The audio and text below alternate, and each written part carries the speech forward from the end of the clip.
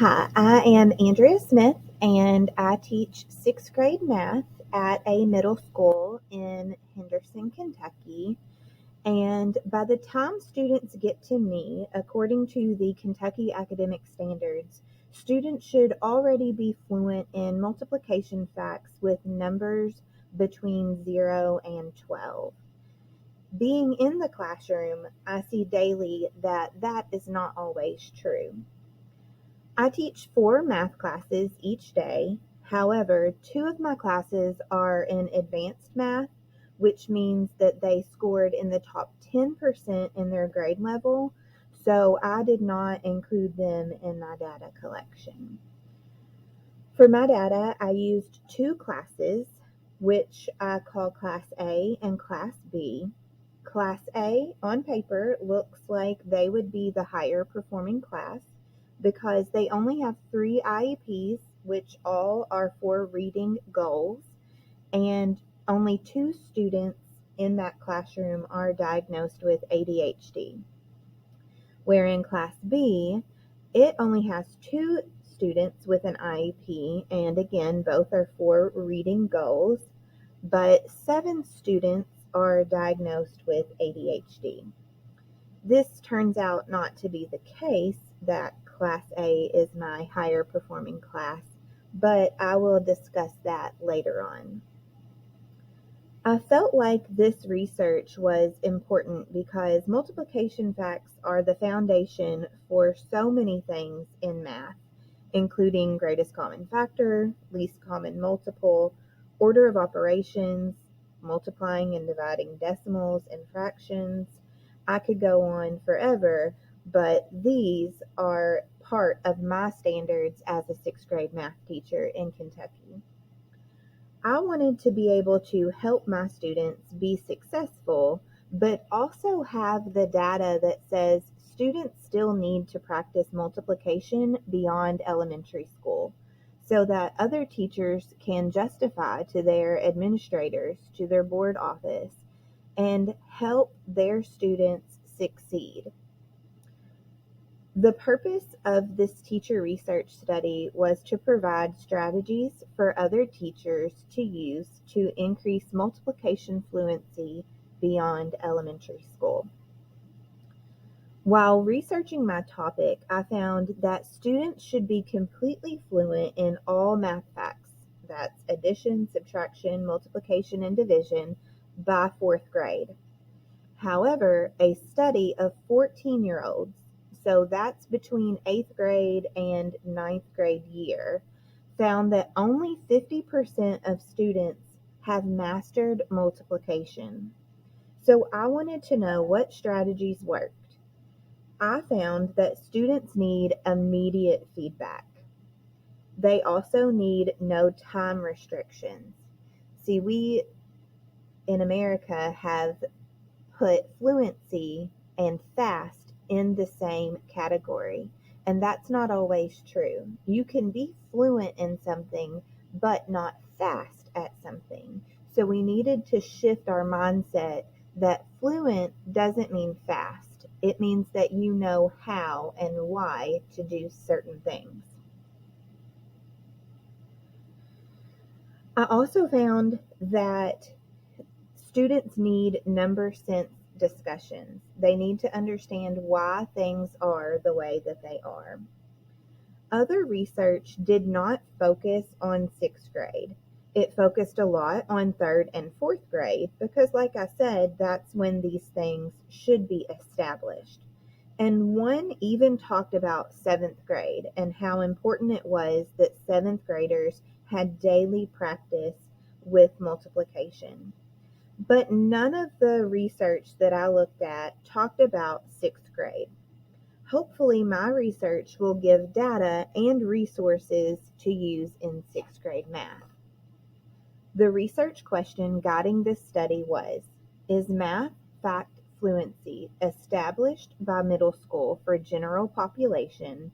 And if not, what is the most effective way to increase math fact fluency?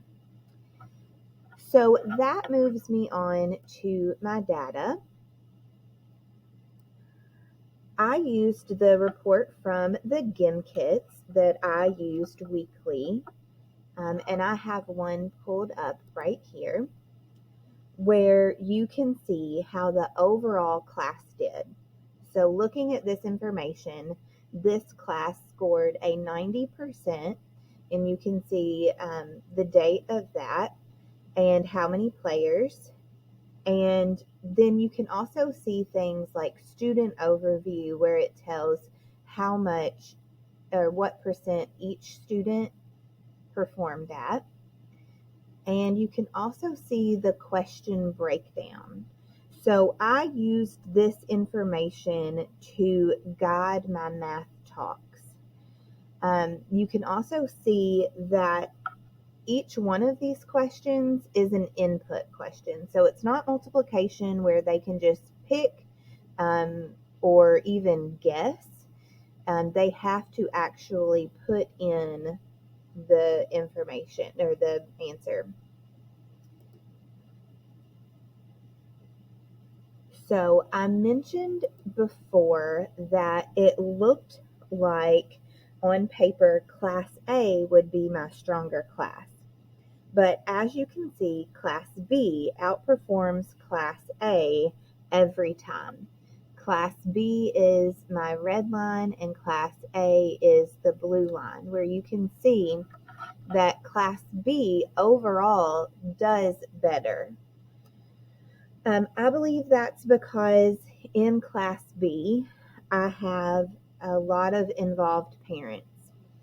4 of my students in Class B, their parents are teachers in the district that I teach in, and 3 additional students have close family members, whether that's a grandparent that they live with or an aunt that they live with, that are also teachers in my building.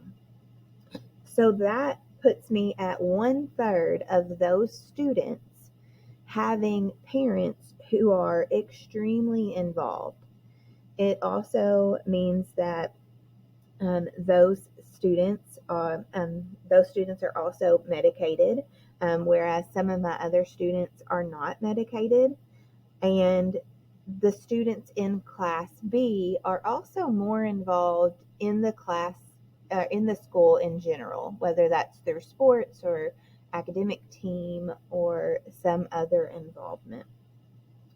So each week, like I said, I used that data from the GIMKit report to determine my math talks conversation. So usually we talked about the distributive property, which is again something that is a 6th grade standard.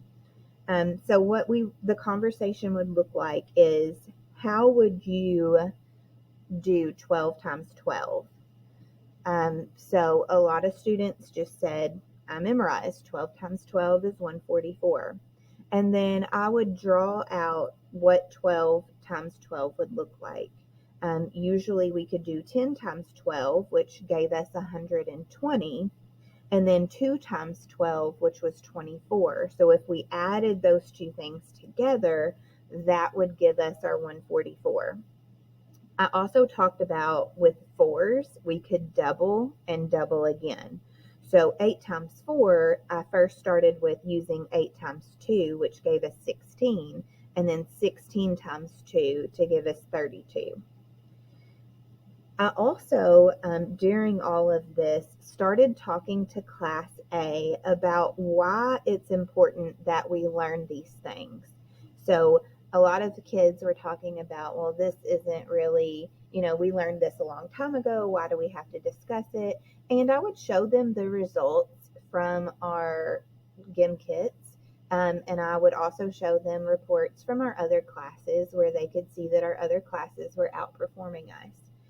So I used a lot of the things that we learned from Rafe, and asked students why they should perform well and why they felt like they should take it seriously.